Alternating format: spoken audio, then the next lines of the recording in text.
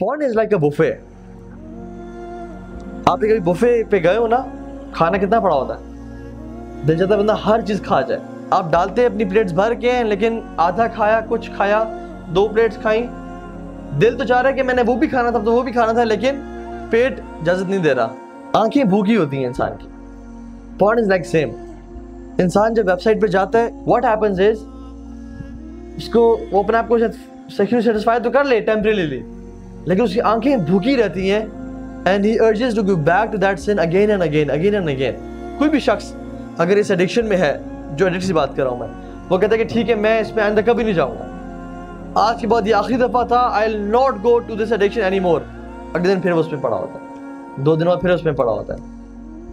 लेकिन अगर वो अपने आप को डेडलाइन दे कि मैं सिर्फ 4 दिन वेट कर लूँ, सिर्फ 4 दिन बाद मुझे खुली आज़ादी है, और जब चौथे दिन गुजरे अपने आप को फिर वो दोबारा target they, okay 2 more days, just 2 more days, just wait for 2 more days, अपने आप को 2 दिन रोक के रखो, जिस तरह भी कर सकते हो, तो फिर ultimately one can fight the addiction। सूरह मोमिनून में देख लें, फलाह पा गए मोमिनीन, कामयाब हो गए कौन?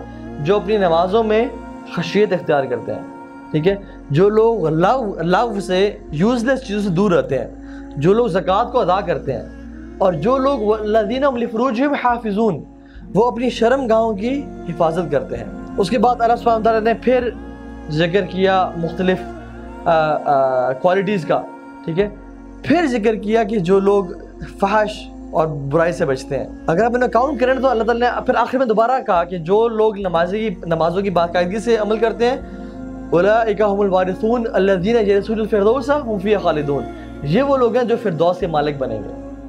तो सूरह मोमिनून की आयत में अल्लाह सुब्हानहू व तआला ने 2 दफ़ा नमाज का जिक्र किया, 1 दफ़ा ज़कात का जिक्र किया, 1 दफ़ा लव चीज़ों से बचने का जिक्र किया, और 3 दफ़ा फहश चीज़ों से बचने का जिक्र किया, विच शोज़ द इंटेंसिटी कि इन चीज़ों से बचना कितना इंपॉर्टेंट है अगर इंसान को फलाह पानी है तो। Keep yourself busy. मैंने क्या कहा था कि या तो अपनी नेगेटिव हैबिट्स को आप शट डाउन करें, या फिर पॉजिटिव हैबिट्स अपनी ज़िंदगी में डालें। एक्सरसाइज करें, अपनी जो एनर्जी है ना हमारे अंदर, जो जवानी है, ठीक है, उसको निकालें, फुटबॉल में, क्रिकेट में, स्क्वॉश में, स्विमिंग में, इधर निकालें, पॉजिटिव में निकालें। अगर यहाँ पे ये नहीं करेंगे तो फिर अल्टीमेटली बुराई में निकल रही होगी। So exercise, keep yourself busy. बहुत से लोग इस बुरी हैबिट से पता किस तरह बचे हैं, उनका कोई बिजनेस शुरू किया, वो बिजनेस चल पड़ा, काम चलने शुरू हो गया, और अल्टीमेटली उनको टाइम ही नहीं मिला। अपने पास इतने प्रोजेक्ट्स ले लें, इतने काम करने शुरू हो जाएं कि आपको टाइम ही नहीं मिले, क्योंकि an empty mind is devils workshop. अगर इंसान को कोई काम नहीं है तो कम से कम एक्सरसाइज में गुजार दें। एक्सरसाइज करना बेहतर है गुनाह करने से, ठीक है ना। Maybe go to a friend, go to a हलका, जैसे ये हो रहा है, गो टू अ मस्जिद, रीड कुरान, अपने कमरों में लगा देंगे, yes you can do it, I can, I will, इस तरह की कोट्स जो कि अब हिट करती है इंसान को, कमरे में, लैपटॉप पे।